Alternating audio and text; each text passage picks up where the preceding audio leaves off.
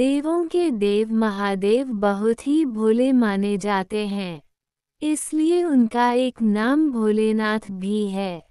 पौराणिक मान्यतानुसार भगवान शंकर को प्रसन्न करने के लिए किसी भी तरह के खास विशेष पूजन की आवश्यकता नहीं होती, क्योंकि कहा जाता है कि वह तो भोले हैं और भक्त की मन से की गई क्षणिक मात्र की भक्ति से ही वह प्रसन्न हो जाते हैं। अगर आप भी शिव की भक्ति और कृपा पाने के लिए सावन के सोमवार का व्रत करते हैं, तो इस कथा से भोलेनाथ को प्रसन्न कर सकते हैं। एक बार किसी एक नगर में एक साहूकार था। उसके घर में धन की कोई कमी नहीं थी, लेकिन कोई संतान न होने के कारण वह बहुत दुखी था। संतान प्राप्ति के लिए वह हर सोमवार को व्रत रखता था और पूरी श्रद्धा के साथ शिव मंदिर जाकर भगवान शिव और माता पार्वती की पूजा करता था।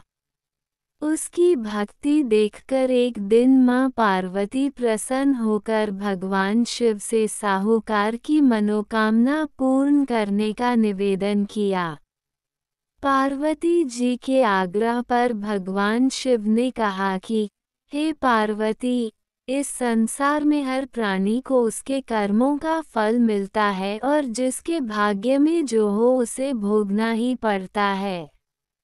लेकिन पार्वती जी ने साहूकार की भक्ति देखकर उसकी मनोकामना पूर्ण करने की इच्छा व्यक्त की। माता पार्वती के आग्रह पर शिवजी ने साहूकार को पुत्र प्राप्ति का वरदान तो दिया, लेकिन उन्होंने बताया कि यह बालक 12 वर्ष तक ही जीवित रहेगा। माता पार्वती और भगवान शिव की बातचीत को साहूकार सुन रहा था, इसलिए उसे ना तो इस बात की खुशी थी और ना ही दुख। वह पहले की भांति शिवजी की पूजा करता रहा। कुछ समय के बाद साहूकार की पत्नी ने एक पुत्र को जन्म दिया।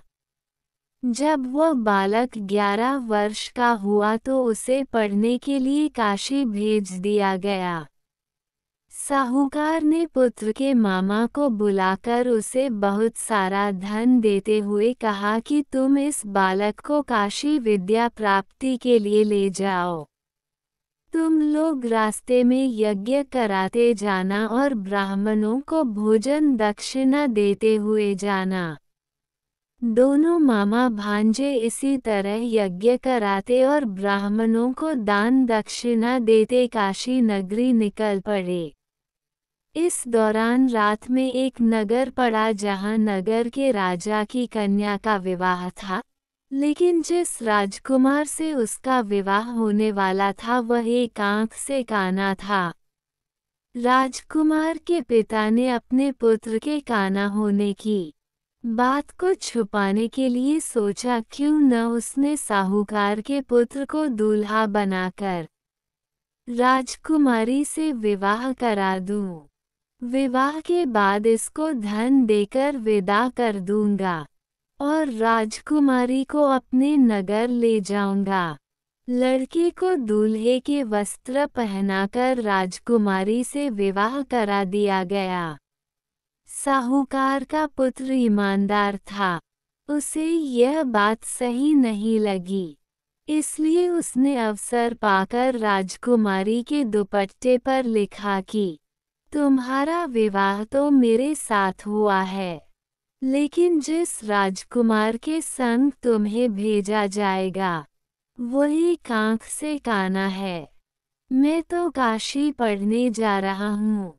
जब राजकुमारी ने चुन्नी पर लिखी बातें पढ़ी तो उसने अपने माता पिता को ये बात बताई। राजा ने अपनी पुत्री को विदा नहीं किया, फिर बारात वापस चली गई। दूसरी ओर साहूकार का लड़का और उसका मामा काशी पहुँचे और वहां जाकर उन्होंने यज्ञ किया। जिस दिन लड़का 12 साल का हुआ उस दिन भी यज्ञ का आयोजन था। लड़के ने अपने मामा से कहा कि मेरी तबीयत कुछ ठीक नहीं है। मामा ने कहा कि तुम अंदर जाकर आराम कर लो। शिवजी के वरदानुसार कुछ ही देर में उस बालक के प्राण निकल गए। मृत भांजे को देख उसके मामा ने विलाप करना शुरू किया। संयोगवश उसी समय शिवजी और माता पार्वती उधर से जा रहे थे।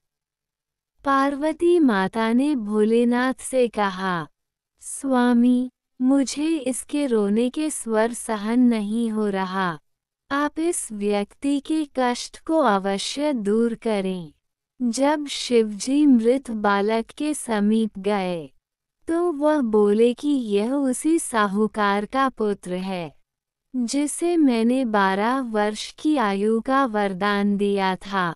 अब इसकी आयु पूरी हो चुकी है।